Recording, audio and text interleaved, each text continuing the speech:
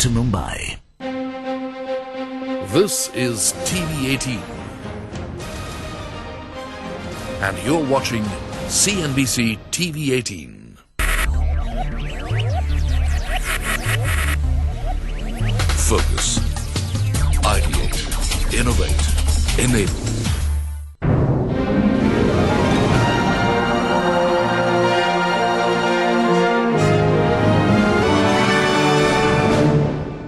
Rapid urbanization is indeed taking a toll on all of us on a daily basis. It has affected our quality of lives. Here I'm not talking about infrastructure deficit per se, that is given, but even softer issues like social infrastructure and creation of knowledge communication plays a pivotal role in our lives. So how do we change this? How do we build intelligent cities? That's our talking point today. Joining me on the show is D. Tara, CEO, Ahmedabad Urban Development Authority and Gandhinagar Urban Development Authority.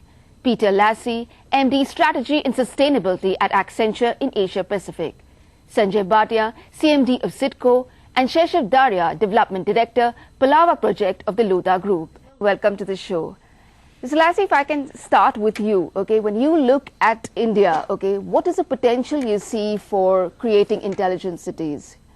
I think there's an enormous potential in India for intelligent cities. I think if you look at the next 15 to 20 years and you look at the incredible rate of urbanization, we're going to see India move from around 370 million people in cities to perhaps as many as 600 million people.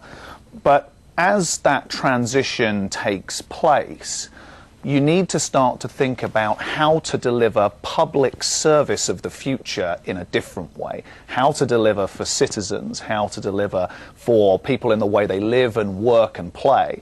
And the rapid developments in digital technology are creating new ways for Indian citizens to connect to governments, to connect to businesses, to create intelligent cities that deliver real public service outcomes. And I think there's a huge potential in India. Okay, so with your experience, if you can give us some examples of countries where Accenture, has been with, Amsterdam, Yokohama, how the cities that they have built there. We're working with many cities around the world, more than 100 cities on intelligent cities and this application of digital. So a couple of examples I think are worth noting. Amsterdam is an example that you mentioned. Amsterdam has been an example of working with a very well-established city, a historical city, and looking at how we use intelligence, analytics, cloud computing, social media, mobility technologies, and all of these advances to connect citizens, to create better public services, but also to do that across a range of issues: energy, water, waste, the environmental side of things, but then also looking at issues like education and health and public security. And I think these technologies, as they evolve, and I can give you other examples of Yokohama in Japan, or working with Singapore, or working with Boulder, Colorado, right around the world, but applied in the right way, intelligent cities is about bringing the world of digital to citizens and improving the way that they live, work and play. And, interestingly, being able to do that in a way that creates sustainability, livability, but also competitiveness of cities. Because cities increasingly compete, and many of the new cities that are being built or retrofits need to be funded by private money, and we need to create real business models and opportunities for value creation. So that's an example of some of the work that we're doing around the world. Okay, Sanjay, if I can, given the scale and magnitude of revamping the existing mega cities, would you think it was prudent to, make a master plan approach, or then, prioritize key initiatives that would improve the city? In fact, you need to do both, probably. But if you plan a legal master plan, then it takes lots of time. So you need to have some sort of a structural plan at least when you go in for retrofit. That this particular area is going to be developed roughly on these lines. These are going to be the roads which are going to be broadened, and then pick up some key initiatives. That you need housing in this side, or you need to revamp a particular architectural area in another side. So I would say both, but have some sort of a structural plan. Why I said that was, if you were able to do a master plan, yes, very good. But in India, for preparing a master plan, it takes lots of time. You prepare for example, suppose you want to do a master plan from Mumbai. Okay. It's going to take a huge time, then you're going to invite objections, and it's going to take ages. Rather than that, have some sort of a structural plan, roughly, and then go ahead and do the retrofitting with key priorities. Okay. So, Shaishav, you have created, the Lodha Group has created a 4,000-acre mega city, which is called Palava in Maharashtra. Now, would you say you would be able to really, migrants who are coming in, you will be able to attract them to Palava and detract them from Mumbai? I mean, do you have that industry and commerce to really attract them? One, I wouldn't say that we'll detract them from Mumbai. I think this becomes a sister city, an alternative to Mumbai. Yes, it is an advantage. Palava is a greenfield city. So we can learn from global cities across the world as well as India and incorporate that into everything we're doing, whether it's infrastructure or opportunities. So today, commercial or offices, businesses, they struggle with certain aspects in Mumbai.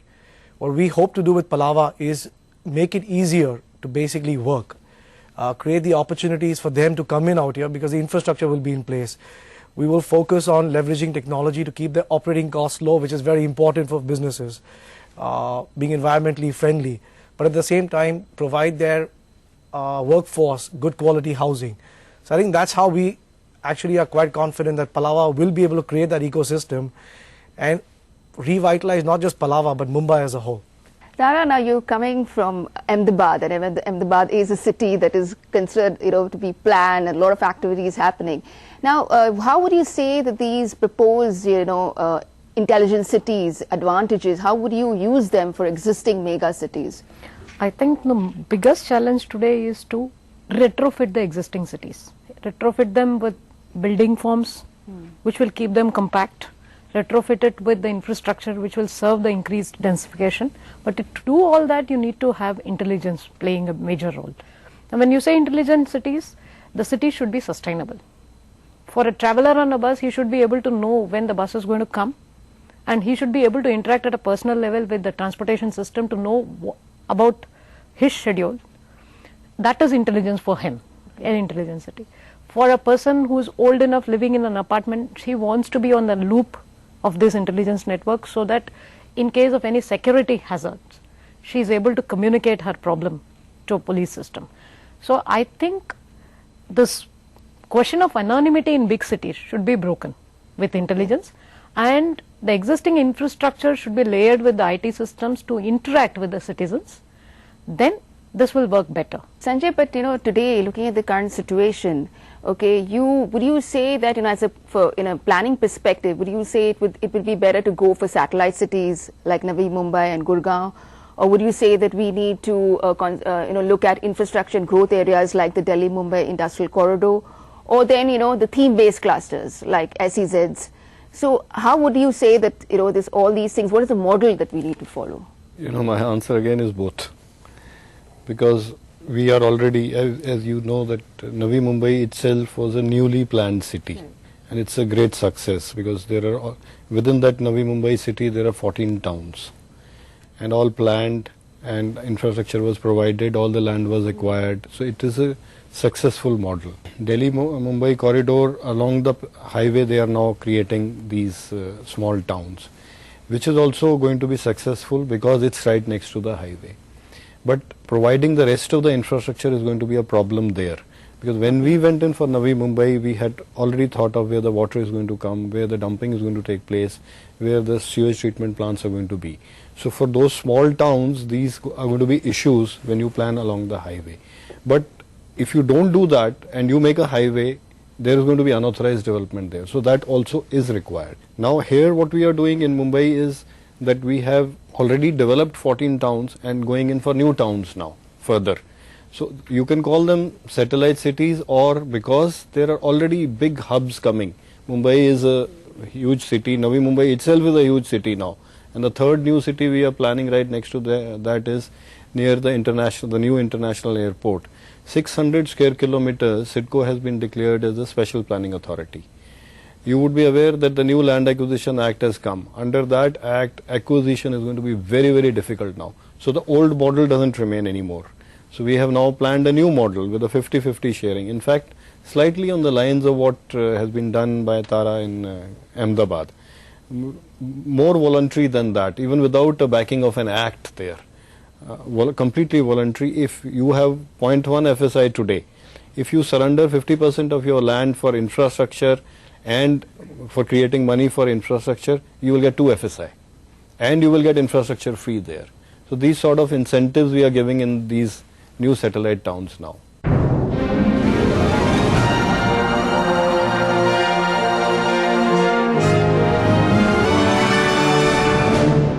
When moods change, I change. I'm always changing. Panasonic air conditioner with EcoNavi technology intelligently senses, self-adjusts and saves up to 65%. It's one touch to change the future. A better life, a better world. Panasonic. Ensuring more efficient administration with a 10-point agenda. 10 policy initiatives that will enable to reform India's obstructionist administrative apparatus. We should start with abolishing the HRT. Then we might have some education in this country. You have a Ministry of Power, Renewable Energy, Petroleum. Why don't you have a Ministry of Energy? Modernize the police station. The intent and the attitude of the police, that needs to be modernized as well. Why should there be fast track and non-fast track? Everything should be on the fast track. The next Prime Minister can say, I am going to start with a Prime Minister's question hour where I will face questions. Discover what it takes to change India. An agenda for the next Prime Minister with Edelweiss at these times on CNBC TV 18. With Edelweiss. My life. My life is good. Actually, it's great. But sometimes it's awful. It doesn't always make sense. Life is a room without windows. Life is funny. Life isn't always what you ordered. It's dancing to your own tune. Sometimes somebody else's. Life is a 41-slide presentation. Life is exploring the unknown. Life is lonely. Life is defying gravity. It's dancing with strangers. Life is a warm, fuzzy feeling. Life is a bundle of nerves. It makes me do stupid things. Life is finding love 3,000 miles from home. Life is staying curious. It's unpredictable, but life is what you make of it. It's that winning spirit. Whatever life throws at me, I'm game. Royal Challenge Sports Drink. Game for life. If we could drink the ocean, wouldn't we have enough water? At Hitachi, we're inspired by challenging questions. That's why, using our advanced water treatment systems and information technologies, we're creating integrated solutions to help cities ease the growing pressure on their water supplies today and tomorrow. Hitachi Social Innovation. It's our future. Hitachi, inspire the next. Catch the best from film, design, music, cultural arts and sports. Tell us how they achieve excellence. I walked back to the baseline and for 45 minutes, the excruciating pain that was in my wrist for the whole 24 hours before disappeared. On Forbes India Conversations in Excellence, presented by Mercedes-Benz, powered by CNBC TV 18. Presented by Mercedes-Benz.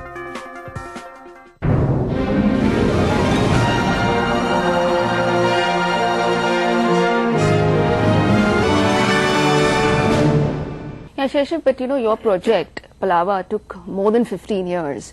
So, how is it that you have to, what causes a delay and how do you have to deal with city administrators and others, and what are the challenges and what do you expect from the government then? One is acquisition started in 90s, but we actually started the actual work of building the city in late 2009, 2010. So far, actually, we've not really had many challenges in terms of working with the local administration. Out here, basically, we have taken on the role of being the private administrator. So we don't obviously go into central functions or state level functions like records, birth certificates, police, but within the city itself, all of the functions are managed by us. And because we are also a franchisee of power, we go a step ahead and actually collect and deliver power to the last mile. So it's not actually been a difficulty in that sense, because I think the regulation, the framework has been well defined in terms of what we have to do and what the state will do. Second, I think... So you say it is well defined? It is reasonably well defined, and I think the objective is that there are some things I'll be better at just because we are on the ground, understand what is the need of the city. And again, I think going back to that whole notion of being greenfield, governance and long-term governance of a city is something we always think about, because we know it's easier to build a good city. It's more difficult to actually sustain it or maintain it, right? So we have that luxury of learning. So I think, agree with everything Sanjay says, is leveraging technology for every aspect of governance is a big part of what we do today, because we know it'll become more difficult with time. Yes, so Peter, if I can bring in here, what would you suggest for Indian cities? Would you go in for greenfield projects, or would we concentrate on revamping the existing cities? I mean, I think it's a great question. The answer that the rest of the panel have given, is that it's both, and clearly it is both. When you look at the scale of existing urbanisation, the existing cities here, that has got a huge number of challenges that need to be managed, and our colleague from Ahmedabad mentioned this whole issue of how to tackle energy, how to tackle water waste, how to tackle these issues in established cities, how to retrofit cities is key. I think the interesting thing for me in India is, as well as that, there is a real shift taking place towards well-funded, well-thought-through, privately developed partnerships to create greenfield new cities. And that's relatively unique. So if we think about smart cities, intelligent cities, it's a concept that's been bandied around a lot for the last 5 to 10 years. If you look a little bit more carefully, more closely at the projects around the world, most of them are just pilots. Most of them are not looking at actually driving to scale the idea of intelligence in the urban environment. And so I think what we end up with is a situation where, I've coined the phrase before, pilot paralysis. So we actually end up in pilot paralysis. And that's true of many of the so-called private developments in other parts of the world. Not all, but many of them. Whereas it seems to me in India that one of the key things that is happening is that these new developments are being funded. And as you fund those, I think there's a real opportunity in India for some of these greenfield cities to become a model for international partnerships. So developing new solutions that can then be applied in other parts of the world. Many cities around the world, many places around the world are facing the same challenges as India. So actually, I think if India gets this right, particularly in some of the greenfield developments, but also in the retrofit as well, actually there's a real export opportunity, a real growth opportunity down the track for Indian businesses. Sara, you want to add to that, your experience, pilot paralysis? We can't call every congregation a city. Okay, a city is a living organism. Okay, so when you're looking at a city, there could be multiple economic activities driving a city. One may go down, the other may pick up. Okay, we don't want to have Detroits. We don't want to have cities which are monocentric. Cities are always sustainable only and only when there is a critical level of infrastructure and people both interact and live. Another thing, when we are making townships, you can call them townships. When you want to call them city, you have to really define. City and townships are two different things. When you kind of integrate a few townships, it may have something semblance of a city.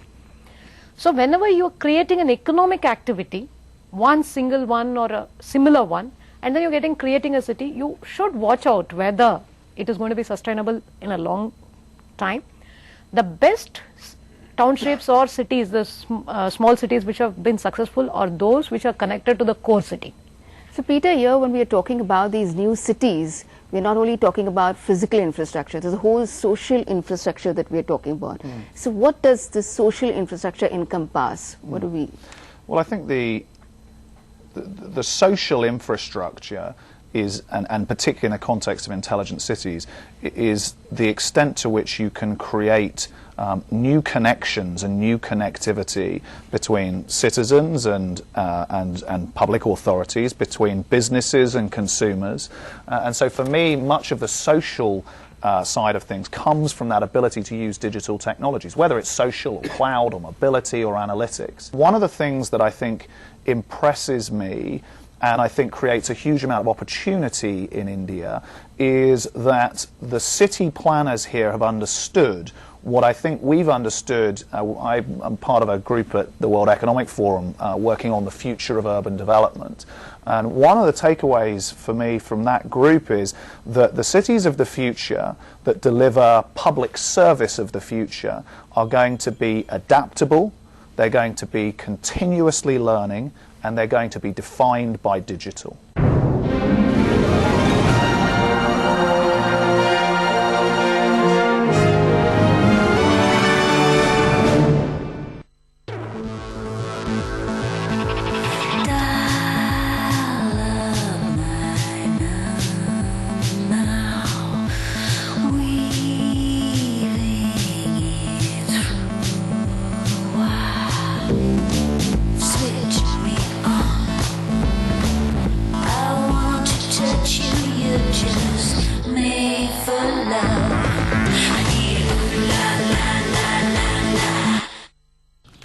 अभी भी handsome दिखते हो तुम। अच्छा फिर से शादी कर लें? फिर से ना भाग के शादी नहीं करनी मुझे तुम्हारे साथ। इस बार 25th वेडिंग एनिवर्सरी पे करते हैं ना धूम धड़ाके वाली शादी। पैसों की चिंता मत करो, इंश्योरेंस का चेक आ रहा है ना।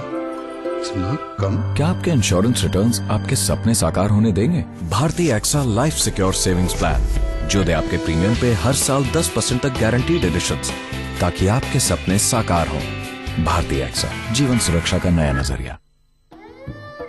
मुझे पैसों की बहुत जरूरत है। इस गोल्ड ज्वेलरी के कितने पैसे मिल जाएंगे? बहन जी, ये तो सब पीतल है। What? अब मैं क्या करूं? अब मैं अपने बेटे का एडमिशन कैसे कराऊंगी?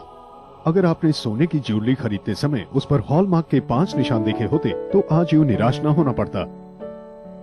हॉलमार्क का निशान, शुद्धता की पहचान। जागो ग्राहक जागो।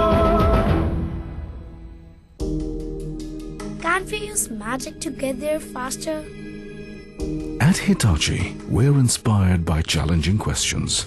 That's why, using our advanced transportation systems and information technologies, we are creating integrated solutions to help cities ease the growing pressure on their transportation networks, today and tomorrow. Hitachi Social Innovation. It's our future. Hitachi, inspire the next.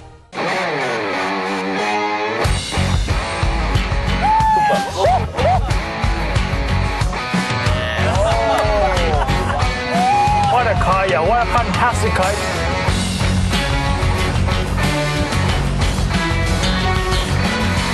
An unmatched driving experience with the big, beautiful, efficient Renault Duster. The keys? Can I book it again tomorrow? Oh, yes.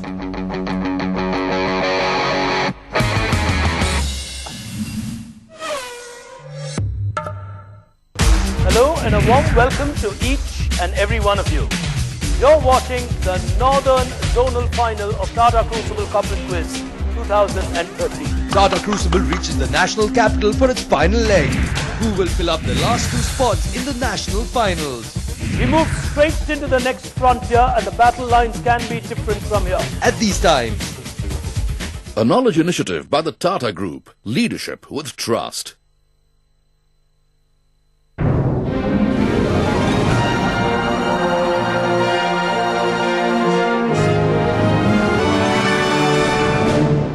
My final question to all of you, what are the 3 things that we need to do to see that intelligent cities boom across India? First, you can't invest in technology for the sake of technology. There are lots of cool gizmos.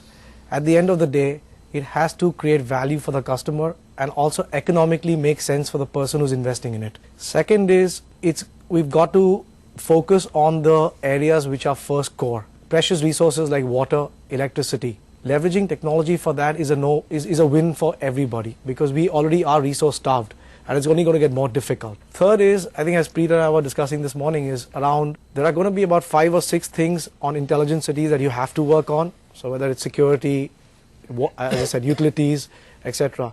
But they've got to be about 20% pilots, right? Whether it's health or education.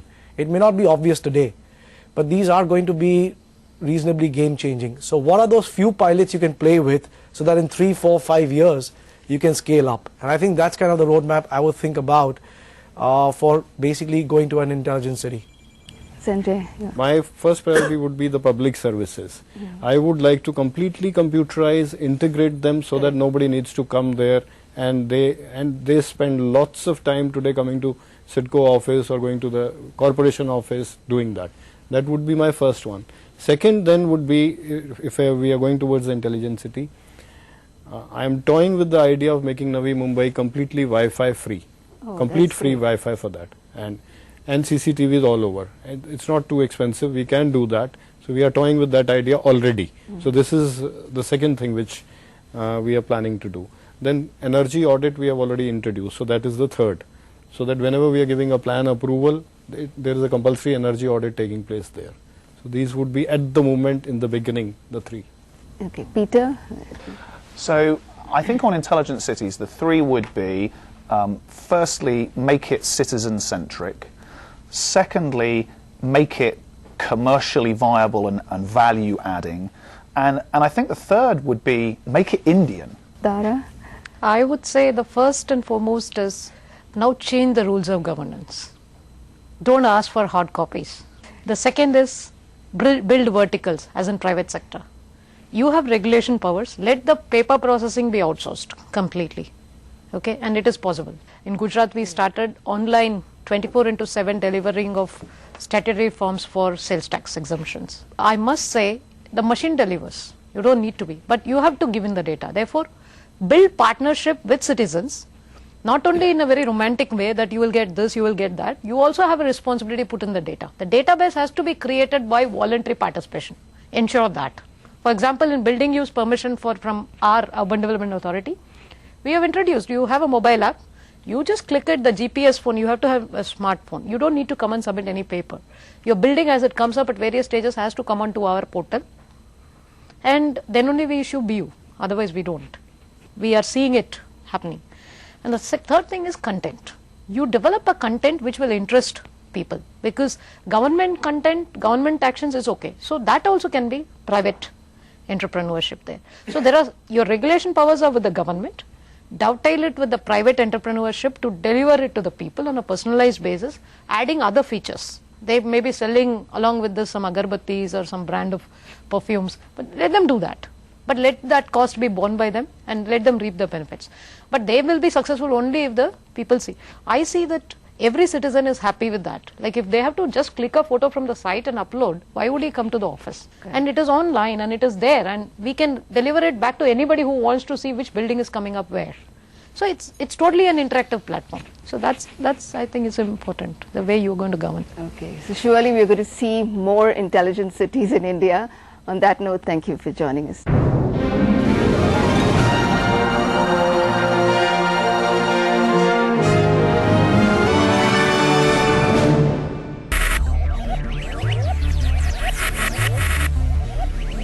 Focus.